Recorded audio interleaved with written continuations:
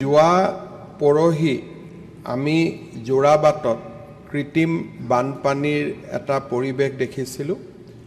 এই ক্ষেত্ৰত আমি সদনক জনাব বিচাৰোঁ যে গুৱাহাটী ৰিং ৰোড পৰিকল্পনাত যোৰাবাটৰ কৃত্ৰিম বানপানীৰ পৰা আমি যাতে সঁহাৰি পাওঁ তাৰ বাবে ৰিং ৰোডৰ মাষ্টাৰ প্লেনত 150 কোটি টকা আবণ্টন কৰি থোৱা হৈছে।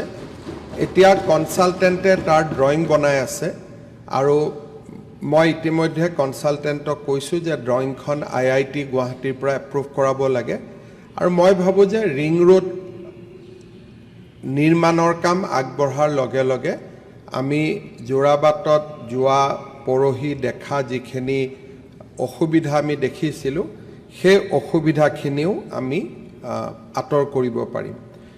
আমাৰ ডিমৰীয়া সমষ্টিৰ বিধায়ক আৰু দিছপুৰ সমষ্টিৰ বিধায়ক দুইগৰাকী আছে। যোৰাবাট যিহেতু মেঘালয় আৰু অসমৰ কেন্দ্ৰবিন্দু, তাত বিভিন্ন কাৰণত ট্ৰেফিক জাম হৈ আছে বা হৈ থাকিব, কাৰণ দুখন ৰাজ্যৰ ই এটা কণ্টেক্ট পইণ্ট বা কেন্দ্ৰবিন্দু। আমি ডিগাৰুৰ পৰা নাৰেংগীলৈ অহাৰ ৰাস্তাটো আমি 4 লেনিং কৰিব খোজোঁ, যাতে জাগি ৰোড বা আনফালৰ পৰা অহা মানুহৰ কাৰণে এটা অল্টাৰনেটিভ ব্যৱস্থা হয়।